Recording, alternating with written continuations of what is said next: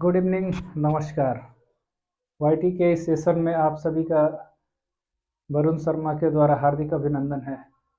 एक बार फिर जो 10वीं क्लास के सोशल साइंस का एक सब्जेक्ट जिसको हिस्ट्री, उसके क्रम को हम लोग आगे बढ़ाते हैं और पार्ट 4 में हम लोग पहुंच गए हैं। और जो फ्रांस की क्रांति थी उसी की एक सीरीज है। उस सीरीज को आगे बढ़ाते हुए पार्ट 4 में हम लोग देख रहे हैं आज जुलाई 1830 की क्रांति। जैसा कि आपने पीछे पढ़ा था कि मेटरनिख ने यहाँ पे नेपोलियन के पतन के बाद जब वाटरलू के युद्ध में, आपको मैंने बताया भी था, वाटरलू का युद्ध हुआ था और वाटरलू जो क्षेत्र है वो बेल्जियम में है। जो राष्ट्र थे उस समय वहाँ पे जब मास्को अभियान पे निकला हुआ था नेपोलियन बोनापार्ट, उस समय चीज़ें थोड़ी सी विपरीत परिस्थिति में पहुँच गई थी नेपोलियन बोनापार्ट के लिए, क्योंकि उसके हार का ही कारण माना जाता है कि मास्को अभियान उसका हार का कारण था। तो ये पीछे क्लास में हम लोग पढ़ चुके हैं। अगर आप कोई भी स्टूडेंट या कोई भी व्यक्ति यदि उन वीडियोस को नहीं देखे हैं तो ये एक सीक्वेंस है। जब भी हिस्ट्री की तैयारी कीजिए या कोई भी सब्जेक्ट की तैयारी कीजिए तो एक क्रम से चलिए, ताकि उसको लिंक करना जरूरी है।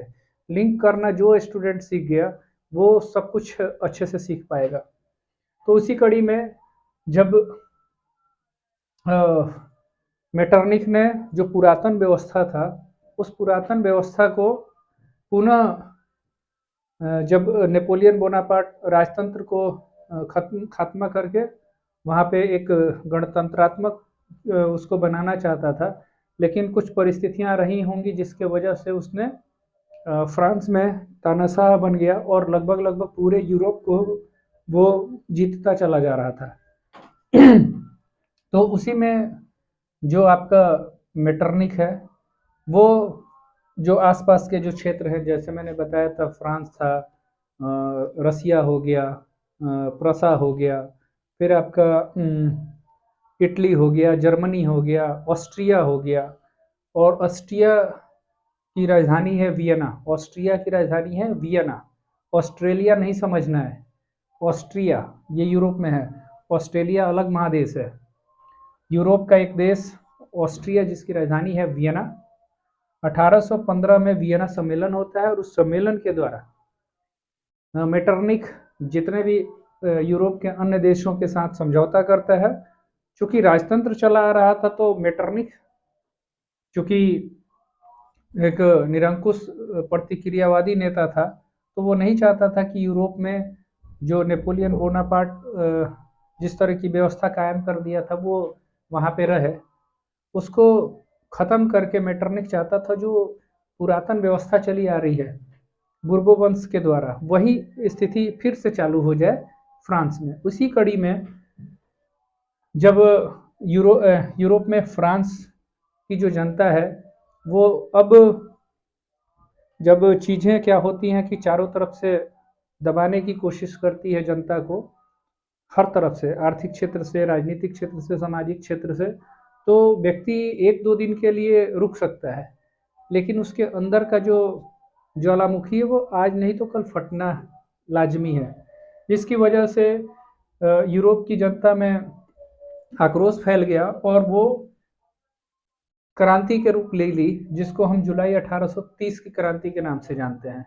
इसका कुछ हम लोग पृष्ठभूमि जानते हैं। पहले स्थान है कि फ्रांस में ये 1830 की क्रांति हुई। समय था 27 से 29 जुलाई। 27, 28 और 29 ये 3 जो डेट हैं, इसको 3 डे रिवॉल्यूशन का ये बहुत ही इंपॉर्टेंट डे माना गया है यूरोप में।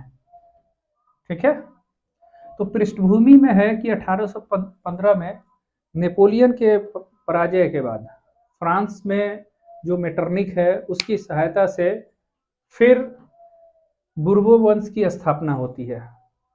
जो पुरातन व्यवस्था थी यूरोप में, यूरोप के फ्रांस में, वहाँ पर निरंकुश राजाओं द्वारा लोगों को प्रताड़ित किया जा रहा था, जिसकी वजह से वो व्यवस्था जो कि नेपोलियन ने तोड़ा था, उसको फिर मेटरनिख इस बुर्बो वंश की सहायता से फिर वही पुरातन व्यवस्था को लागू करना स्टार्ट किया।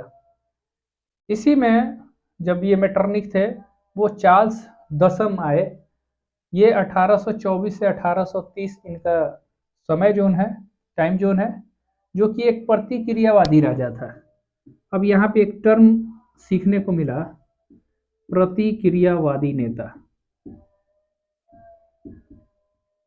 इसका मतलब क्या होता है, बस एक लाइन में समझ लीजिए, जो भी पुरातन व्यवस्था है उसी को कंटिन्यू करना, वही प्रतिक्रियावादी बात होती है।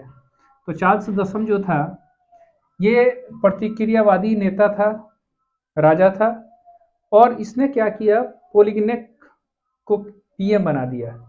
अपने फ्रांस में पोलिग्नेक को इसने पीएम बनाया, यानी प्राइम मिनिस्टर बना दिया। और इसी समय में इसने 4 अध्यादेश पारित कर दिया है। टेक्स्ट बुक में हालांकि ये 4 अध्यादेश का नाम नहीं लिखा हुआ है, लेकिन ये 4 अध्यादेश इसने पारित कर दिया। ये 4 अध्यादेश बहुत ही इंपॉर्टेंट थे। इस क्रांति की शुरुआत जो है, यही 4 अध्यादेश लागू करने की वजह से पोलिग्नेक और चार्ल्स दसम के द्वारा, जिससे फ्रांस की जनता आक्रोशित हो गई, और फाइनली ये जुलाई 1830 की क्रांति हमको देखने को मिलता है। ये 4 अध्यादेश थे। प्रेस की स्वतंत्रता को समाप्त कर दिया गया, संसद भंग हो गया, मताधिकार समाप्त कर दिया गया, और नए चुनाव की घोषणा हो गई। तो आप समझिए कि प्रेस की स्वतंत्रता अगर समाप्त कर दी जाए, तो जो भी बात होती है जनमानस तक पहुंचाने में प्रेस की स्वतंत्रता, प्रेस का होना बहुत जरूरी है। आज हम जितनी भी बातें सुनते हैं, तो इसमें सबसे बड़ा रोल किसका है, प्रेस का है। अब तो मोबाइल की क्रांति हो जाने की वजह से हर जगह जो भी न्यूज़ है वो पहुंच जाया करती थी। उस जमाने में प्रेस का इम्पोर्टेंस आप समझ सकते हैं कि कितना रहा होगा। उसके बाद संसद भंग कर दिया गया। मताधिकार, जो राइट्स हैं आपके, जैसे मान लीजिए कि मैं चुनाव में खड़ा हो रहा हूँ, और जब तक इंसान मत हमको नहीं देगा तब तक मैं कैसे विजयी होऊंगा। तो मताधिकार को समाप्त कर देना, यानी इट मीन्स कि जो लोकतांत्रिक चीज है उसको समाप्त कर दिया गया, क्योंकि राजा शासन करना चाहता था। और उसके बाद नए चुनाव की घोषणा कर दी गई, और वो चुनाव कैसे होता था, व्यक्तिगत रूप से हुआ करता था। तो ये तो कुछ कहानी हो गई हमारी 1830 की क्रांति। जब ये समाप्त हो गया, तो जाहिर सी बात है, यहाँ के लोग जो होंगे, फ्रांस की जो जनता होगी, जो सर्वसाधारण लोग होंगे, ये इनके बीचों में मजदूर वर्ग, जो कुछ पढ़े लिखे लोग हैं, इनके बीच एक आक्रोश की भावना तो जाहिर सी बात है जगेगी, जिसकी वजह से यहाँ पे ये 1830 की क्रांति को देखने को मिलेगा। इसका परिणाम क्या होता है कि चार्ल्स दसम को गद्दी छोड़ देना पड़ा, क्योंकि अब भीड़ आक्रोशित हो गई है। और चार्ल्स दसम गद्दी छोड़ने के बाद इंग्लैंड भाग जाता है। अब इंग्लैंड, आप देखिएगा जितने भी यहाँ के नेता वगैरह हो रहे हैं, वो सब क्या हो रहा है कि सीधे फ्रांस से इंग्लैंड जा रहे हैं। ठीक है, इंग्लैंड उस समय क्या है, स्वतंत्र है, लोकतांत्रिक है, वहाँ पे सबका इज्जत है, कोई भी उस क्षेत्र में जाके किसी को बंदी नहीं बना सकता था, और सबको शरण देने के लिए इंग्लैंड था। तो कोई भी क्रूर व्यक्ति होता है, वो क्या होता है कि तुरंत वो इंग्लैंड भाग जाता है। तो ये भी चार्ल्स दसम जो है वो गद्दी छोड़ता है, क्योंकि आक्रोशित जनता हो गई है, और उनको कहाँ भाग के शरण लेना पड़ता है, इंग्लैंड में। फिर लुई फिलिप का समय आता है। लुई फिलिप, अब ये राजा बनता है फ्रांस का। देखेंगे कि कोई भी राजा हो रहा है, क्रूर शासक हो रहा है, वो इंग्लैंड चला जा रहा है, जहाँ पे उसको शरण दी जा रही है, जिससे वो लोग अपने को सेफ महसूस करते हैं। उसी तरह लुई फिलिप इसके बाद राजा बनता है, किसके बाद, चार्ल्स दसम के बाद। और इसके बाद वो क्या करता है कि संवैधानिक राजतंत्र की स्थापना करता है, जिससे आगे आने वाले कुछ समय तक संवैधानिक राजतंत्र की व्यवस्था वहाँ पे स्थापित हो जाती है। तो इस प्रकार हम कह सकते हैं कि जुलाई 1830 की क्रांति जो थी वो मेटरनिख जो बुर्बो वंश जो पुरातन व्यवस्था से उससे निजात पाने के लिए, और जो मेटरनिख के समय जो उसके दिमाग में चल रहा था उसको खात्मा करने का प्रयास जनता सर्वसाधारण जो लोग थे उनके द्वारा किया गया। तो आइए इसको अब क्विक रिवीजन में समझते हैं। क्विक रिवीजन में जुलाई 1830 की क्रांति, स्थान फ्रांस, समय 27 से 29 जुलाई 1830 का है। पृष्ठभूमि क्या थी कि नेपोलियन की पराजय और मेटरनिख जो है उसकी सहायता से पूरे फ्रांस में फिर बुर्बो वंश की स्थापना होती है, जो कि निरंकुश राजाओं द्वारा ये व्यवस्था की गई थी। चार्ल्स दसम 1824 से 30 इसका समय काल है। ये एक प्रतिक्रियावादी नेता है। यह पोलिग्नेक को पीएम बनाता है। चार्ल्स दसम 4 अध्यादेश जारी कर देता है। प्रेस की स्वतंत्रता को समाप्त करता है, संसद भंग करता है, मताधिकार को समाप्त करता है और फिर नए चुनाव की घोषणा करता है, जिससे यहाँ की जो जनता है फ्रांस की वो आक्रोशित हो जाती है चार्ल्स दसम के इस अध्यादेश से। परिणाम क्या होता है कि चार्ल्स दसम को गद्दी छोड़ना पड़ता है, उसको इंग्लैंड जाके शरण लेनी पड़ती है। इसके बाद लुई फिलिप राजा बनता है और इस प्रकार इस कहानी का अंत होता है। फिर अब धीरे धीरे दूसरे क्रांति की तरफ हम लोग बढ़ेंगे। तो थोड़ा सा ट्रिक बेस्ड पर भी याद करना है इन सब चीज़ों को। जैसे ट्रिक में आप याद कर लीजिए 1830 की क्रांति को, इस क्रांति को अगर याद करते हैं तो CL